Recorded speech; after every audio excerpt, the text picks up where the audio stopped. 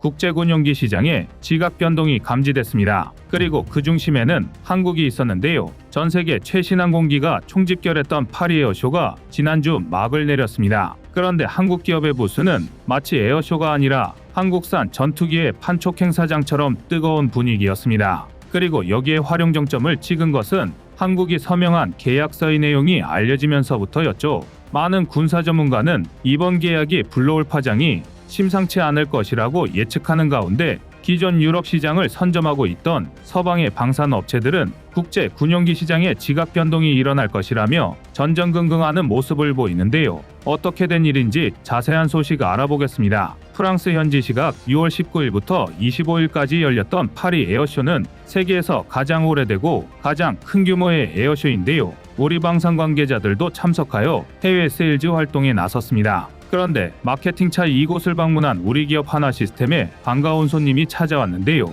바로 지난달 한국과 최첨단 능동이상 배열 레이더, 즉 에이사 레이더 수출 관련 MOU를 체결한 이탈리아의 방산업체 레오나르도 SPA였습니다. 세계 10대 방산기업 중 하나로 손꼽히는 레오나르도는 전 세계의 항공기 플랫폼 솔루션을 공급하고 있으며 훈련기 도입 사업에서 항상 FA50의 경쟁 상대로 거론되고 있는 M346 고등훈련기의 제조사입니다. 그런 레오나르도는 지난달 하나시스템에서 개발한 능동이상 배열 레이더를 구매하여 자신들이 앞으로 제작할 항공기에 탑재하고 싶다는 충격적인 발표를 해 화제가 되었는데요. 이번엔 직접 파리 행사장까지 찾아와 계약서에 도장을 찍은 것입니다. 하나시스템은 국방과학연구소와 함께 KF-21 보라매에 탑재될 에이사 레이더를 공동 개발해 지난 5월 국내 최초이자 유일하게 잠정전투용 적합 판정을 획득했었는데요. 그동안 여러 훈련기 사업에 입찰했던 레오나르도가 번번이 한국에 고배를 마시자 이제는 한국과 손을 잡는 방식을 선택한 것으로 보입니다. 최신 트렌드를 반영한 차세대 고등훈련기라는 이미지로 세계 훈련기 시장을 독점할 것 같았던 M346은 더 뛰어난 성능의 경전투기로 활용이 가능한 T-50이 등장하게 되면서 위상이 급속도로 추락하게 되었습니다. 러시아가 우크라이나를 침공하게 되면서 중소국가들은 훈련기로만 운용할 수 있는 M346보다 경전투기로도 겸용이 가능한 FA50을 주목하게 되었습니다. 그런데 나토 회원국들은 이웃나라의 전투기가 아닌 한국의 FA50을 사려고 하는 것일까요? 이유는 간단합니다. 그만큼 FA50의 성능이 훌륭하기 때문인데요. 한국의 FA50은 전폭 9.5m, 전장 13.1m, 전고 5m, 최대 이륙 중량 12톤의 초음속 경공격기입니다. FA50에 탑재된 G24 F404 엔진의 출력은 17,800파운드 정도로 비슷한 급의 이탈리아 프랑스의 훈련기 엔진보다 최대 5배 정도 출력이 강합니다. 그만큼 속력 차이도 어마어마한데요. 출력이 크니 항속거리 면에서 손해를 보겠다 싶겠지만 FA50은 최대 4톤의 무장을 싣고 연료탱크를 탑재할 경우 최대 2,600km를 비행할 수 있어 유럽 전역에서 작전 수행을 펼칠 수 있는 것입니다. 레오나르도의 M346 역시 FA50의 최대 피해자 중 하나였는데요. 전용 훈련기 도입을 원하는 국가들은 전투기의 발전 속도에 맞춰 고성능의 훈련기를 원했고 초음속 비행이 가능한 FA50에 비해 천음속에 지나지 않는 M346은 더욱 설 자리를 잃어야 했습니다. 게다가 폴란드를 비롯해 그동안 M346을 운용해오고 있었던 국가들에서 M346은 T-50에 비하면 매우 비효율적인 훈련기였다는 폭로가 튀어나오기 시작하자 말레이시아를 비롯해 여러 국가에서 진행된 훈련기 및 경전투기 입찰 사업에서 FA50에 밀려 고배를 마셔야 했습니다. 훈련기 분야에서만큼은 한국과 경쟁이 어렵다고 판단한 레오나르도 SPA의 다음 전략은 당연히 한국의 힘을 빌려 기사회생의 기회를 노리는 것이었는데요. 한국은 그동안 여러 결과물과 수출 실적을 통해 선진국들과 경쟁하더라도 기술력에 있어 전혀 뒤처지지 않는다는 사실을 증명해냈습니다. 특히 하나시스템에서 KF-21에 탑재하기 위해 자체적으로 개발한 에이사 레이더는 1,000개 이상의 송수신 모듈을 탑재하고 미국의 최신형 에이사 레이더인 AN/APG-83 레이더와 동등하거나 그 이상의 성능을 목표로 하고 있습니다. 여기에 국내에서 독자 개발에 성공한 지라갈륨 소자를 사용하면서 반도체 강자의 모습까지 보여줬죠. 레오나르도는 이런 한국의 A사 기술력이 자신들보다 나은 점이 있다고 인정하고 각사의 장점을 융합한 통합 솔루션을 구현할 계획인데요. 이번 계약을 통해 하나시스템의 A사 레이더 안테나 장치와 레오나르도의 신호 처리기 전원 공급기를 결합한 새로운 A사 레이더 시스템을 구현하여 이를 레오나르도에서 개발할 다양한 항공기 플랫폼에 적용할 수 있도록 제품군을 확대해 한국과 함께 글로벌 수출 시장을 공동으로 개척해 나갈 계획입니다. 두 기업의 강점만을 합쳐 뛰어난 성능과 신뢰성, 가격 경쟁력을 모두 확보함으로써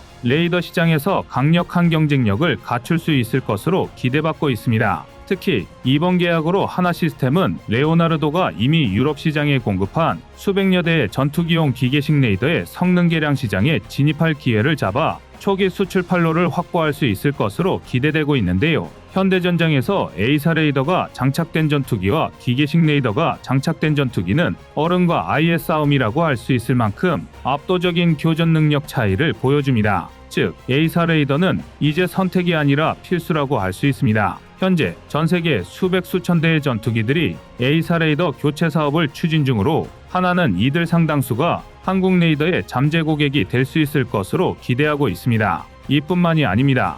이번 계약을 통해 한국의 A사 레이더가 6세대 전투기 템페스트에 탑재될 수 있다는 가능성이 언급되고 있는데요. 현재 레오나르도는 템페스트 개발 프로젝트에서 A사 레이더 개발 파트를 담당하고 있습니다. 레오나르도에서는 템페스트 전투기가 기존의 5세대 전투기와는 차원이 다른 마치 조기경보 통제기와 같은 데이터 수집 및 처리 능력을 갖추게 될 것이라 호언장담했는데요. 이를 위해서는 기존의 A사 레이더의 한계를 뛰어넘는 성능의 A사 레이더를 만들어내야 하며 현재 A사 소자 기술에 있어선 반도체 강국 한국이 전 세계 1위를 달리고 있기에 한국의 손을 잡은 것도 템페스트 프로젝트에 필요한 기술적 도움을 받기 위한 것으로 보입니다. 어성철 하나시스템 대표이사는 이번 협약을 통해 A사 레이더 수출형 모델을 확보하고 글로벌 레이더 수출 시장에 빠르게 안착할 수 있기를 기대한다며 향후 다양한 항공기에 적용할 수 있는 제품군을 확보해 수출 판로를 지속적으로 확대하며 세계의 대한민국 레이더 기술의 우수성을 입증해 나가겠다고 말했습니다.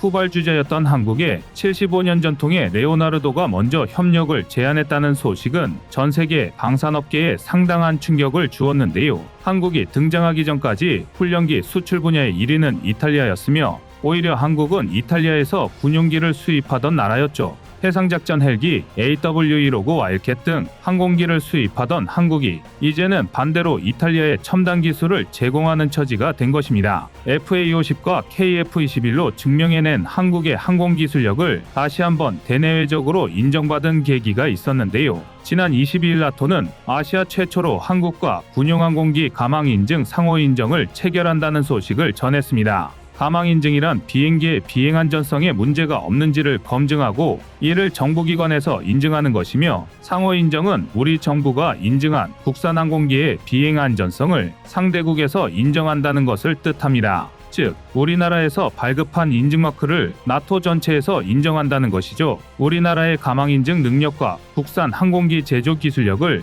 국제적으로 인정받은 결과라고 할 수 있는데요. 현재 나토와 군용항공기 가망인증 상호인정을 체결한 국가는 미국과 스페인, 프랑스, 호주 4개 국가뿐이었는데 이제 이 리스트에 한국이 포함되면서 대한민국은 나토 회원국을 대상으로 한 국산 군용항공기 수출과 항공 분야 협력에 강력한 추진력을 더해줄 것으로 기대받고 있습니다. 과거부터 카이는 군용기를 넘어 민항기 시장으로 진출하는 것을 목표로 하고 있었는데요. 민항기야말로 항공기 시장이 곧 가장 큰 이윤이 남는 시장이기 때문입니다. 우크라이나 전쟁으로 전투기 시장은 호황이 수십 년간 이어질 전망이라고 하는데요. 이는 민간 시장도 마찬가지입니다. 코로나가 끝나면서 전 세계적으로 해외여행 수요가 폭발해 민항기 시장 역시 급격한 성장 곡선을 그리고 있는데요. 지난 17일 블룸버그 통신에 따르면 전 세계 항공사들이 향후 20년 동안 42,595대 여객기를 추가할 것으로 전망되고 있다고 합니다.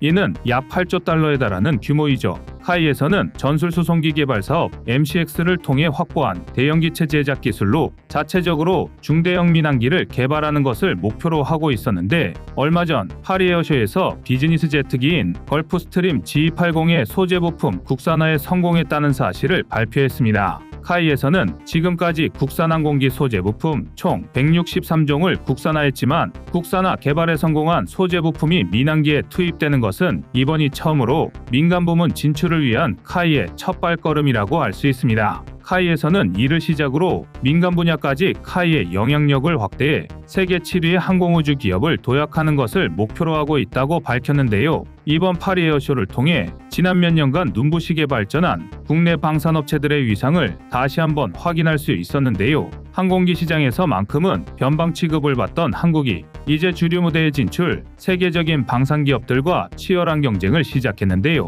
그러나 아직 갈 길이 멉니다. 우리 방산 기업들이 작년 한 해 사상 최대의 실적을 냈다고는 하지만 북미와 유럽의 시장 규모와 이들의 수출 실적을 보면 대한민국은 이제 막 기지개를 켠 수준인데요. 이번 파리 에어쇼에서 보여준 세계 각국의 기대에 부응하기 위해서라도 더욱 기술 개발에 박차를 가해야 할 것입니다. 여러분의 생각은 어떠신가요? 이상 꺼리튜브의 두 번째 미션이었습니다.